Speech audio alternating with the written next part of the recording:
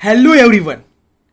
बच्चों, आज मैं आपके सामने लेकर के आया हूं एक नया लेक्चर जिसमें हम बात करेंगे डेसिमल नंबर को किस तरह से रेशनल नंबर की फॉर्म में कन्वर्ट किया जाता है। पिछले लेक्चर में हमने सीखा था कि किस तरह से रेशनल नंबर को डेसिमल में कन्वर्ट करना होता है। आज हम जस्ट अपोजिट सीखेंगे। ठीक है, चलो आज का लेक्चर करते हैं स्टार्ट, समझते हैं पैटर्न। उससे पहले ये कुछ लाइंस मैंने लिखी है, ज़रा देखिएगा। इसमें मैंने बोला है कि यहाँ पर टू टाइप्स के हमें डेसिमल नंबर्स मिल सकते हैं। क्लियर? टर्मिनेटिंग नेचर वाला मिल सकता है, एक नॉन टर्मिनेटिंग रिपीटिंग नेचर वाला मिल सकता है। यानी जैसे कोई नंबर है पर्टिकुलरली वो रिपीट हो रहा है, जैसे 0.3333 और आगे तक चला जा रहा है, वो एंड नहीं हो रहा, मतलब डिवाइड करने के बाद वो टोटली डिवाइड नहीं हो रहा परफेक्टली। क्लियर? और टर्मिनेटिंग तो आप पता ही आपको क्या होते हैं, जैसे 1/4 हो गया, 1/4 को हम डिवाइड करते हैं तो रिजल्ट क्या आता है 0.25। समझ आ गया बच्चों? अब हम स्टार्ट करते हैं, नेचर नंबर 1 को समझते हैं, टर्मिनेटिंग नेचर वाले। जैसे एग्जाम्पल लेते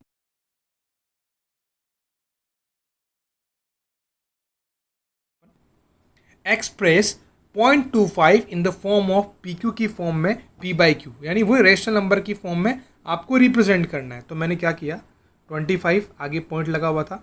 ठीक है, आपको ये नॉलेज पहले से होना चाहिए। ठीक है, कि डिनोमिनेटर में 100 कब आता है, 1000 कब आता है। चलो देख लो इसको एक बार। देखो पॉइंट के जस्ट बाद 2 डिजिट्स है, अगर आप नोटिस करो 2 है और 5 है, यानी जो पॉइंट है वो 2 डिजिट्स के पहले लगा हुआ है। तो बेसिकली अगर मुझे वो पॉइंट हटाना है तो डिनोमिनेटर में मैं लगाऊंगा 20 100 की। क्लियर? यानी 1 के बाद मैं 2 0 लगा दूंगा। क्लियर? तो ये नंबर बन जाएगा 25/100 और इसको कट कर देंगे तो 1/4 हो गया। करेक्ट है? समझ आ गया? ठीक है, इजी था, बड़ा इजी था। तो हमने इस नंबर को कैसे लिख दिया, ऐसे लिख दिया।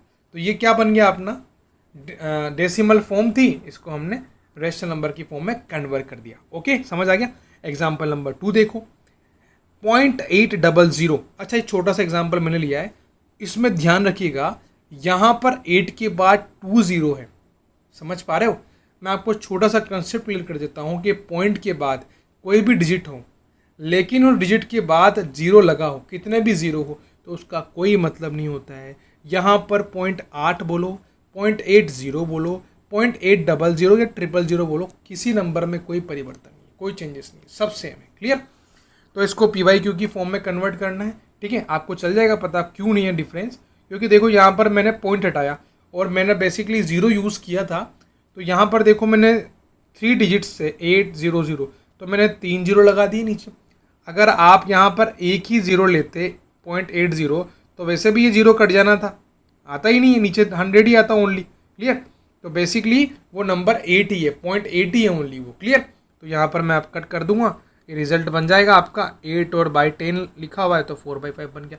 ये तो बड़ा इजी है, आप आराम से नॉर्मल डिवीजन है कर सकते हो आराम से। क्लियर? फ्रैक्शन की फॉर्म में मैंने रिप्रेजेंट कर दिया रेशनल नंबर की फॉर्म। अच्छा, एक और क्वेश्चन देख लो, इसमें नेगेटिव सिंबल मैंने यूज़ किया है, डरना बिल्कुल नहीं है, नेगेटिव साइन यूज़ किया है बस। क्लियर? आपको रिजल्ट में नेगेटिव लगा देना है, क्योंकि रेशनल नंबर क्या होता है, उसमें इंटीजर्स भी आते हैं। क्लियर? और इंटीजर्स नेगेटिव भी होते हैं, तो क्लियर यहाँ पे हम नेगेटिव भी यूज़ कर सकते हैं। क्लियर? चलो कैसे किया, 15.75 हम देखते हैं पीछे से 2 डिजिट्स के बाद आपका पॉइंट आ रहा है, डेसिमल आ रहा है, तो उसको हटाने के लिए मुझे 100 ही करना पड़ेगा। बेसिकली 2 0 लगेंगे 1 के पीछे, डेफिनेटली करेक्ट, क्योंकि 2 डिजिट्स थे। तो यहाँ पर ये नंबर कन्वर्ट हो गया 1575 डिवाइड बाई 100। अब हम आराम से इसको कट कर देंगे, रिजल्ट बन जाएगा 61/4। तो ये था बच्चों आपका पहला वाला नेचर, जिसमें हमने टर्मिनेटिंग नंबर्स को यूज़ किया, जो टर्मिनेट हो रहे थे उनको कैसे हम डेसिमल से रेशनल की फॉर्म में कन्वर्ट करेंगे। अब आती है बात सेकंड, जो मेन टॉपिक है, जो आपके क्वेश्चन आता है।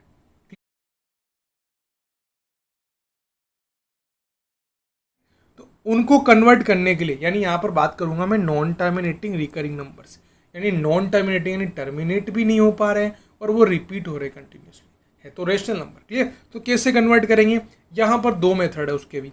ठीक है, आपको 2 टाइप के नंबर मिल सकते हैं, तो मेथड भी 2 टाइप के हैं। चलो, किस टाइप के नंबर मिलेंगे, प्योर रिपीटिंग।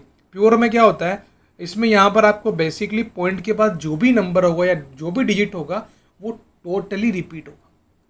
ध्यान से सुनना, पॉइंट के बाद जो भी डिजिट्स होंगे या जो भी नंबर है ना, वो पूरा का पूरा आपका रिपीट होगा कंटिन्यूसली, उसमें कोई मिक्सअप नहीं होगा। जस्ट लाइक मैंने एग्जांपल दिए हैं, देखो पॉइंट के बाद 5 5 5 5 रिपीट हो रहा है, 9 हो गया, 9 के ऊपर बार है, जिसके ऊपर बार होता है वो नंबर, इट मीन्स वो रिपीट हो रहा है। और रिपीटेशन को हम लिख नहीं सकते तो हम उसको शॉर्ट में लिखते हैं सिंबल यूज़ करके। 5.7 बार पॉइंट के बाद पूरा नंबर रिपीट हो रहा है, पॉइंट 1 2 3 4 पूरा नंबर रिपीट हो रहा है, यहाँ पर भी पूरा नंबर रिपीट हो रहा है। मिक्स वाले केस में देखो आप, पूरा नंबर रिपीट नहीं हो रहा है, पॉइंट के बाद 2 स्टॉप्ड है यानी 2 फिक्स्ड है, टर्मिनेटेड है 1 रिपीट हो रहा है, 12 टर्मिनेटेड है 4 रिपीट हो रहा है, just like other example. Clear? तो ये दोनों में डिफरेंस है। तो पहले हम प्योर रिपीटिंग समझते हैं। चलो क्वेश्चन लेता हूं मैं 0.1 बार, यानी 1 आपका जो पॉइंट के बाद है वो कंटिन्यूअसली रिपीट हो रहा है, हमें उसको पी बाई क्यू की फॉर्म में कन्वर्ट करना है।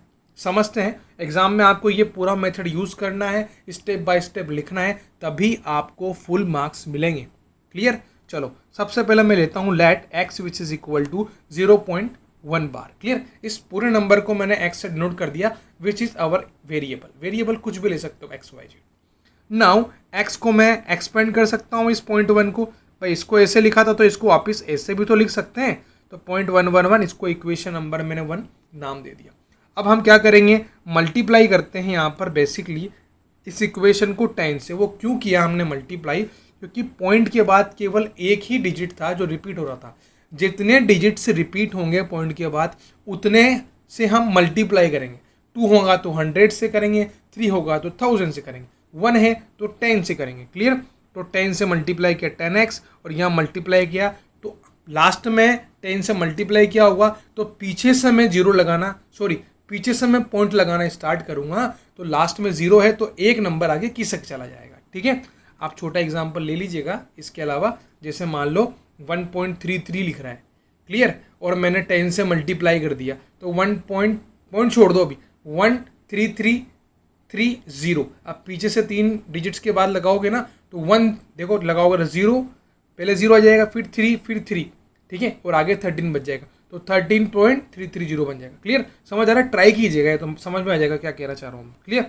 अब आपको क्या करना है, इक्वेशन 1 और इक्वेशन 2 के बारे में बात करनी है। तो 1 को सेपरेट करना है 2 में से, और जैसे ही किया तो 10 में से 1 जाएगा तो 9x, और इस पूरी इक्वेशन में से ये माइनस करूँगा ना तो ये पीछे वाला पार्ट 0.11 जो रिपीट हो रहा है कंटिन्यूसली आगे चला जा रहा है, क्लियर, ये माइनस हो जाएगा तो बच जाएगा 1। अब आपको x निकालना था तो बेसिकली क्या हो जाएगा कि 9 डिनोमिनेटर में चला जाएगा जब हम उसको राइट साइड शिफ्ट करेंगे। क्लियर? समझ आ गया? नॉर्मल से है ना, मल्टीप्लाई का डिवाइड में चला जाता है राइट में। क्लियर? तो ये था आपका पहला क्वेश्चन, आई होप आपको समझ में आ गया होगा। नेक्स्ट क्वेश्चन,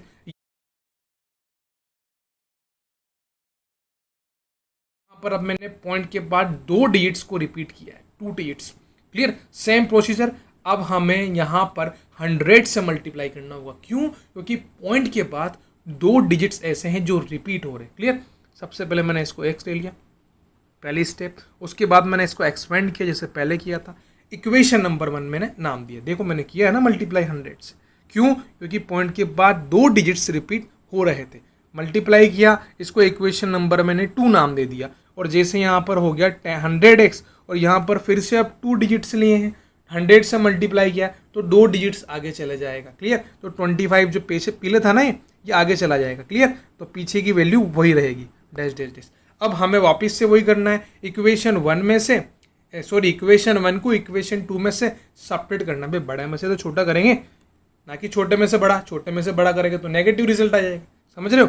तो मैंने 100 में से x किया तो कितना बन गया बच्चों मेरा 99x, और यहाँ पर पीछे वाला पोर्शन एलिमिनेट हो गया, सब्ट्रैक्ट हो गया, बचा कितना 25। अब हमें x निकालना था। क्लियर? x निकालना था तो x के लिए मैंने क्या कर दिया, इस मल्टीप्लाई वाले पार्ट को डिनोमिनेटर में ले गया। डिनोमिनेटर में जाएगा इसी ऑब्वियसली, क्योंकि ये ऑपोजिट साइड जा रहा है, यानी राइट हैंड साइड जा रहा है। ये राइट हैंड साइड है, ये लेफ्ट हैंड साइड है, तो लेफ्ट हैंड साइड से राइट हैंड साइड जा रहा है, तो बेसिकली वो मल्टीप्लाई में है तो डिवाइड में चला जाएगा, और डिवाइड में है तो मल्टीप्लाई में चला जाएगा। क्लियर? तो ये था आपका फ्रैक्शन की फॉर्म में कन्वर्जन, यानी मैं इस 25 को बार को ऐसे लिख सकता हूँ, ये पॉइंट के बाद है, ज़रा ध्यान रखिएगा, 25/99 लिख सकता हूँ। अच्छा एक बात ध्यान देना, इक्वल क्यों है ये, क्योंकि ये भी x की वैल्यू है और ये भी x की वैल्यू है, तो गलत हो नहीं सकता ना, करेक्ट है। समझ आ रहा है? एक और क्वेश्चन देखते हैं प्योर रिपीटिंग का। प्योर रिपीटिंग में मैंने एक और क्वेश्चन लिया 12.751। यहाँ पर आगे एक फिक्स्ड नंबर है, उसे हमें कोई लेना देना नहीं है, हमें बात करना है पॉइंट के बाद जो नंबर रिपीट हो रहा था। क्लियर? तो रिपीट कितने नंबर हो रहे हैं यहाँ पर? 3 डिजिट्स यहाँ पर रिपीट हो रहे हैं 751। क्लियर? क्वेश्चन स्टार्ट करते हैं। एक्स ले लिया सबसे पहले मैंने इसको, उसके बाद मैंने क्या किया बच्चों, यहाँ पर 12 पॉइंट इसको मैंने एक्सपेंड कर दिया 751 751 and so on. Equation number 1 मैंने नाम दे दिया सेम एज जैसा मैंने पहले किया था। जिस स्टूडेंट को ये कंसेप्ट क्लियर है वो वीडियो पॉज करके इस क्वेश्चन को कंप्लीट कर सकता है और बाकी ये देखिए। क्लियर? अब मैंने क्या किया, यहाँ पर 3 डिजिट्स रिपीट थे तो मैंने इस बार 1000 से मल्टीप्लाई किया। देखो ये किया हुआ 1000 से मल्टीप्लाई, तो 1000x बन गया यहाँ पर। सेम एज जैसे मैं 1000 से मल्टीप्लाई करूँगा मेरा 751 3 डिजिट्स जो है अपने वो पॉइंट के आगे चले जाएंगे, क्योंकि लास्ट में 3 जीरो जुड़ेंगे तो वो 3 भी तो कंसिडर किए जाएंगे। क्लियर? तो दैट्स वाई ये बन गया मेरा 12751। करेक्ट है? इसको मैंने इक्वेशन 2 नाम दे दिया। अब वही सेम काम करना है, इक्वेशन 2 में से आपको 1 को सब्ट्रैक्ट करना है और लिखना बिल्कुल नहीं भूलना है, क्योंकि नहीं लिखोगे तो मार्क्स पूरे नहीं आएंगे। करेक्ट है? ओके, 999 बन गया। यहाँ पर 1 माइनस करेंगे तो, और यहाँ पर रिजल्ट में माइनस करूँगा, क्योंकि बच्चों यहाँ पर एक छोटा सा कंसेप्ट देखिएगा कि पिछली बार जो क्वेश्चन किया था उसमें यहाँ 0 था तो हमें कुछ एलिमिनेट करने की ज़रूरत नहीं पड़ी और ये बेसिकली ऑटोमेटिकली ये पार्ट वाला एलिमिनेट हो गया। लेकिन यहाँ पर 12 है तो वो तो एलिमिनेट करना पड़ेगा ना। तो 12 7.5 ये पूरे नंबर में से ये माइनस करूँगा तो पीछे वाला पार्ट तो माइनस हो जाएगा। अब ये 12 बचेगा तो इसको भी कर देते हैं। तो इसको जब मैं 12 माइनस करूँगा तो कितना बचेगा? 12739। करेक्ट है? अब आपको क्या निकालना है? एक्स की वैल्यू। तो ये जो मल्टीप्लाई वाला पार्ट है ये डिनोमिनेटर में चला जाएगा। करेक्ट है? तो यहाँ पर ये बन गया इसका रिजल्ट। समझ आया बच्चों? यही एक्स है और यानी मैं इस नंबर को ऐसे लिख सकता हूँ और इस नंबर को ऐसे लिख सकता हूँ। क्लियर? समझ आ गया पूरा कंसेप्ट कैसे मैंने इस क्वेश्चन को किया। नाउ एक बात ध्यान रखिएगा, इन क्वेश्चन को घर पर ट्राई करो बराबर से, और इन क्वेश्चंस के अंदर शॉर्ट ट्रिक भी है, तो शॉर्ट ट्रिक के बारे में लेकिन हम बाद में बात करेंगे, अभी बस इतना ही समझ लो। क्लियर? आई होप आपको ये लेक्चर जो मैंने किया है प्योर रिपीटिंग के बारे में और बाकी डेसिमल कन्वर्जन के बारे में आपको अच्छा लगा होगा, समझ में आया होगा। तो बच्चों अगर किसी को कोई डाउट है तो आप डायरेक्ट मेरे को मेल कर दिया करो, मेरे को कमेंट के थ्रू बता दिया करो या डायरेक्ट मेरी बात कर लिया करो। क्लियर? आगे भी जो क्वेश्चन आएंगे उस कंडीशन में कभी भी कोई डाउट आता है तो मुझसे डायरेक्टली पूछो। आज की वीडियो देखने के लिए बहुत बहुत शुक्रिया। Thanks a lot students, thank you very much.